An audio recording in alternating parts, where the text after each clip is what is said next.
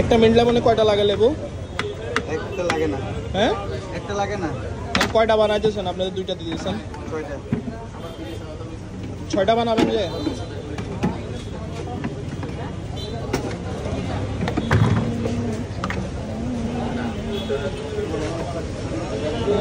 দাড়িওয়ালা পুদিনা পাতা সব পুরো বাইরে এত পুদিনা পাতা।